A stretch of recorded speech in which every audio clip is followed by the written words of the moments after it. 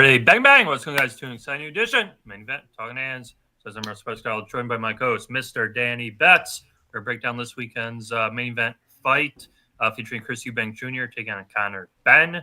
Should be a fun one, all British affair. So as before we get into the fights for this week, we love to recap the fights that occurred last week. And last week, not too much actually happened. So the big fight we talked about on the show wasn't even really a big fight. It was Dalton Smith versus Jermaine. I don't want to say shocker, but yeah, pretty surprising. Dalton Smith gets a decision victory after knocking this guy down in round 2 and twice later in the fight. Unfortunately, I had 5-8, which did not come through. But hopefully he's on to greener pastures. Then I'll just lump the other fight that happened, which was the Cameron fight versus Whitaker. Controversial stoppage, but I think they called it after round 2, right? Or round 3. Yeah, it was pretty quick. Ben Whitaker gets it done for Liam Cameron. And the bigger news was, I guess he spit at the opposing coach post-fight. So said the guy was a clown last week, solidifies it over the weekend. Jeez, man. Quick shout, Mario Barrios, Wine Time Sports, and of course, Big Show Picks in the chat. Danny, any thoughts on either of the fights, future for either guy, and then we'll just get right into the fight this week. Shout out to Big Show, Mario Barrios, 420 Blaze Up. And what is this, 420? It was, yes. Or on Easter, Sunday. which Sunday. is Yeah. crazy holiday. Shout out to my boy One Time. Yeah, not much to say. Like, I honestly, like the Patreon members, I didn't bet the Dalton Smith fight. I was surprised. Like I said, if he didn't get the knockout, I was gonna be surprised, and I was. The only way I could have saw it was if he was in survival mode, and that's exactly what happened. After the knockdown, Jermaine was just pretty much running around the ring, trying to survive, trying to kind of box from the outside and just run. So. Yeah, it sucks. You're never going to look great against somebody like that. But decent night for me. I had biggest bet on the Commonwealth fight. I had the over. But yeah, the future is I don't know. Dalton Smith, there's a ton of matchups for him. He just needs that big fight. You know what I mean? Yeah, that's pretty much it for him. It wasn't like they were saying Puelo for Smith. Well, we'll see because Preston's got to fight Matias. Yeah, in July. Yeah, on the Berlanga card. Yeah. Yep. So, yeah, I mean that's a big fight too. So yeah, we'll definitely see who comes out with the victory there. That being said, let's move right on. Fight we're going to cover this week: Chris Eubank Jr. taking on Conor Benn. Current odds at FanDuel. If you guys need a book, look in the description down below. Sign up using our code. You can do FanDuel, DraftKings, Bet365. Whatever state you are in, click the link down below, enter your state, see what offers we have available to you. But for the purpose of this show, we'll use FanDuel. Current odds have Chris Eubank Jr. -176, Conor Benn +138. Fight goes the distance +158. And method of victory, Eubank decision +280, Eubank KO +145, Benn decision +650, Benn KO +210.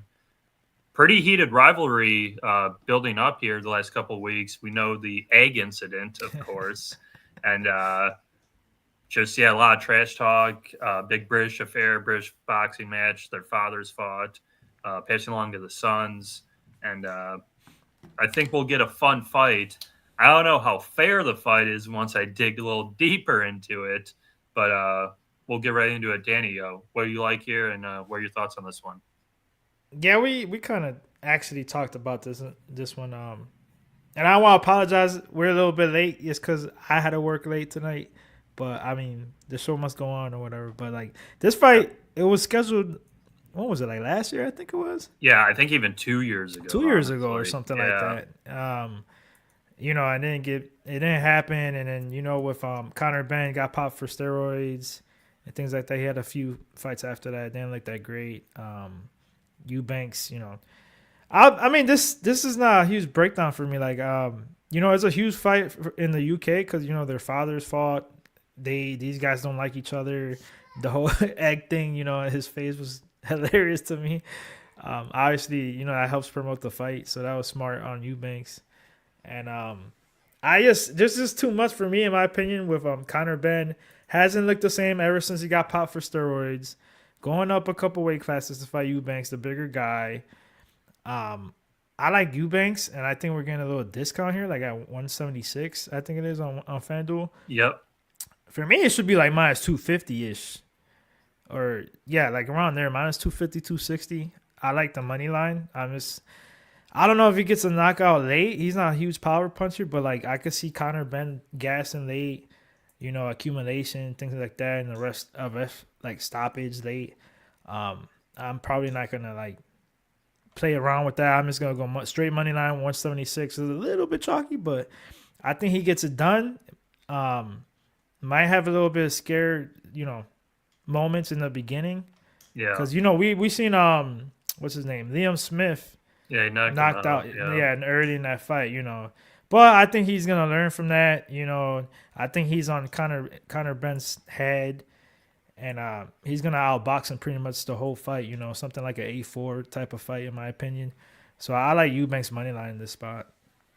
Yeah, and honestly, I kind of agree with you I lean the decision, too. I was kind of shocked the odds for like KO and like no distance, how they're really anticipating a knockout here when I don't think Ben's going to have the power to knock him out. Now, the issue is there's a rehydration clause, which I guess helps Ben because Eubank can't. I think it's he won't 10 be pounds. Too big. Yeah. Yeah. But even then, just the size, the reach, the height, the whole like gamut is very one-sided for Eubank Jr., who I think he's even fought bigger than this, honestly, in previous fights. So, yeah, I don't know if Ben is hard for cash or what. Like, why'd he sign up for this fight? Because I mean, it's a big, like I said, it's a big fight UK, and he's probably getting a decent paycheck. Yeah, for sure. He's definitely going to get paid. But his last fight was it was in Vegas, and that's when I watched today. And even that fight, he didn't look super sharp, clean. He was getting hit a bit. I don't know. I just don't rate him super highly. And granted, I don't think Chris Eubank Jr. is like a superstar anymore, but he's had the opposition. He's fought the bigger names, the tougher guys. I think he has better training coming into the fight. He's worked with Triple G's coach a few years ago and whatnot. So, yeah, I like him here quite a bit. And just because I don't want to take the KO and the money line, I don't think is that bad. I would go money line here with Eubanks Jr. I think he wins this fight more often than not, and was very surprised at the line once I dig a little deeper into it this week. And because he'll weigh in at 170 fight night, and Ben will probably be like 160. But the height's going to be huge. The reach is huge. I think he has a better jab. I like Chris Eubanks Jr. here quite a bit. Sean Mills in the chat. Man, between these guys, there's been a lot of names, bro. A lot of things thrown out there, like between this rivalry. I agree. Like I said, I think Eubanks take care of business. I might throw him like I'm a better straight probably, and then throw him like in a little parlay, like a long shot, because I really think he gets it done, bro. I don't know why he's minus 175, to be honest. Yeah, I don't know, and like. The issue for me is Ben hasn't fought in 15 months, so he's had a long layoff. Eubanks fought on the Saudi card, I think, last year, and he looked good. He got a nice KO, so yeah, I like him here. I like him here quite a bit. I think he gets it done, KO, and looks pretty good, or maybe not KO, but gets the win, looks good, and gets a big fight following this. Moving on. Now we actually have a decent amount of news this week. I want to start off with the Ring Magazine card, which is crazy that Ring Magazine's pretty much gone, and now they're promoting these fights, which is wild. But we're getting a very good card Just announced over the weekend, July 12th. Main event is going to be Edgar Berlanga versus Hamza Shiraz. Undercard is pretty good. We have Matias versus Puello, which we spoke on. Shakur is fighting Zepeda, right? Cepeda, yeah, Williams Cepeda. Yeah, and then David Morrell's on the card. I forgot who he's fighting. Yeah, I can't pronounce it, but some like I don't know if it's like Polish, Ukrainian, or something. Yeah, I think he's like an Olympian type guy. But Yeah. great card. I'll start off first because I don't know if you saw it or not. What do you think the odds are for Berlanga versus Shiraz? I haven't even looked. Man, that's tough. I would say Berlanga minus 160. Yeah, it's like 170. Yeah. I swear to God, I did not see Well, I'll shit. be honest. I'm gonna watch more, but I like Shiraz there. But we'll see. Man, that one's tough though, bro. I gotta really dig into that one though, because we both like. I mean, obviously his last fight, Shiraz's last fight, we all thought he lost pretty much, but we were high on him, even though I had my questions. And then Berlanga, we've been hearing on him forever, but I do respect him with his chin after the Canelo fight and things like that. Yeah, because he got knocked down early. Yeah. And my question with Shiraz for his whole career is that chin, because he's been knocked out, he's been buzzed multiple times, and Berlanga could crack. Say what you want, but he could hit. So that's a tough one for me, man. We'll see. I'm gonna dig into that one for sure though. I got time. What is it? July 12th? Yeah, July. The night after, which we talked about, Katie Taylor, Serrano 3. So if you're in New York City, you got two crazy boxing events back to back to go to. Dude, if the money's right, I'm gonna try to go over there for both events, bro.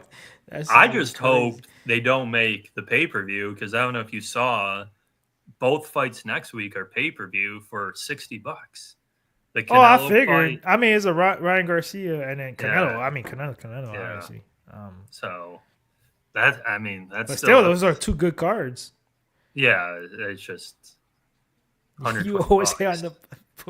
Hey, it could be like 80 or 90. Yeah, I guess. But I get what you're saying because it's back to back, so it's 120. Yeah. It's what it is, bro. People gotta get paid. Other thing I saw today, actually was pretty recent. Boyachuk, our guy, Sergey Boyachuk, he's fighting on UFC Fight Pass. He's taking on Mikkel Fox. I know the name. I'm sure you've seen him. Yeah. Tall, lanky, African-American guy with no power. So yeah, he could box, but he's huge. So I think it's going to be a tough night for Mikkel Fox in that one. That's on Fight Pass. And then literally just announced as we came on the show, which there's no way he's going to be forced to do this, but Boots Ennis, the WBA, so that's one of the belts he has right now, is ordering him to fight Shakram Gisiev, who no one knows. No one wants to see that fight, and I don't think that will happen. But that literally just got announced. Yeah, that's a waste of time, bro. Today. Yeah. Hold on. We didn't talk about the big one. Not the big one, but, Jake Paul. Oh, yeah. Of course. Jake Paul versus Julio Cesar Chavez Jr. And who else is on the? It's somebody else. The main. That's not even the main event. It's somebody. I'm pretty sure that's the main event. I thought it was another decent fight. Actually, two boxers. Let's see. June 28th, Anaheim, California, DAZN pay-per-view.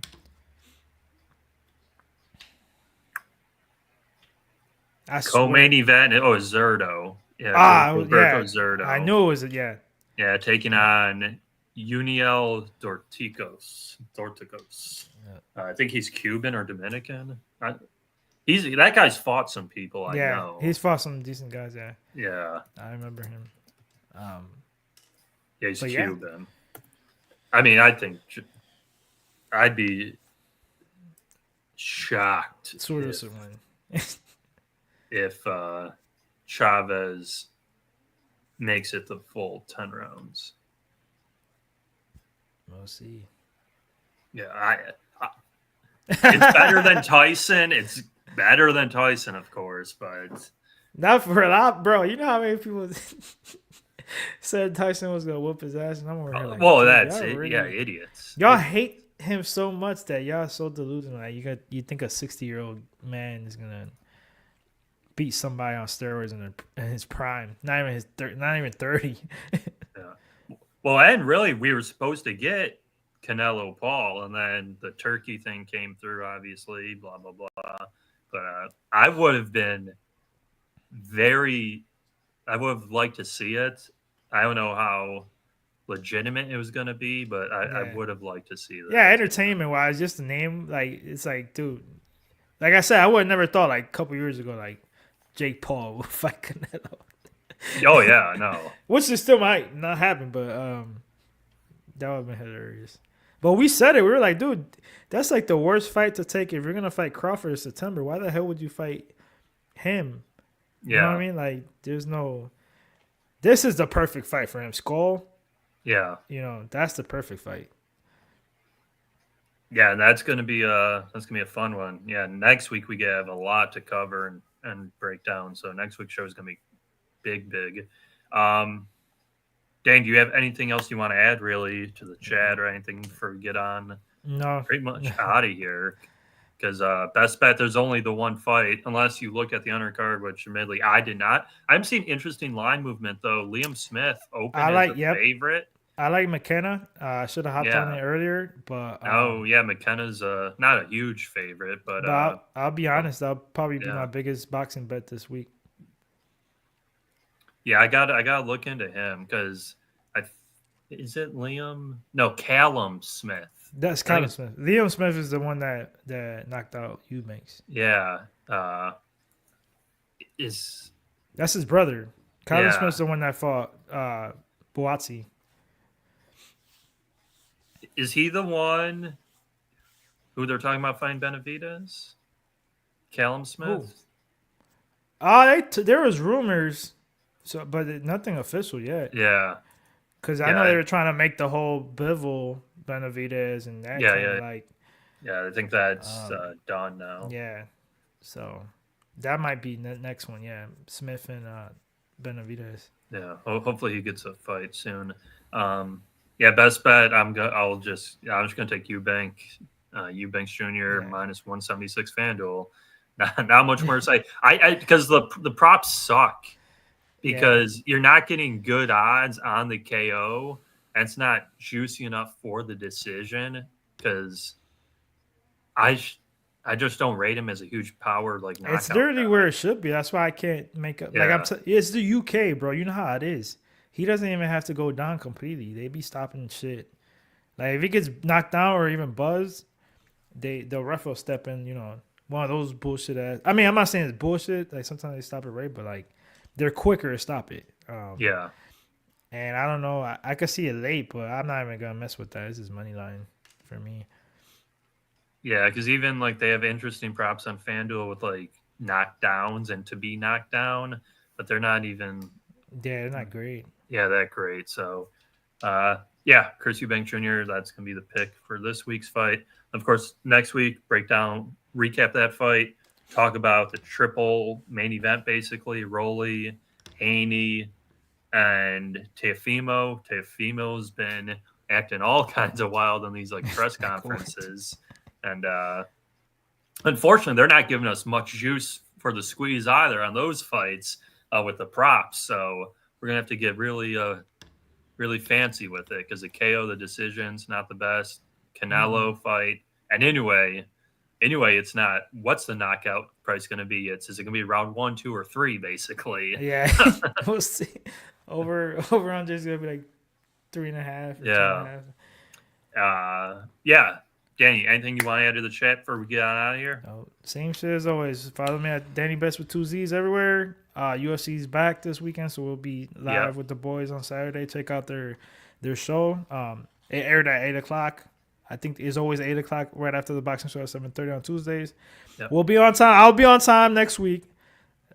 I probably won't even work the second shift, so I'll make sure because this is a huge card next week, or 2 cards next week. Yeah. So catch us 7:30 Eastern next week.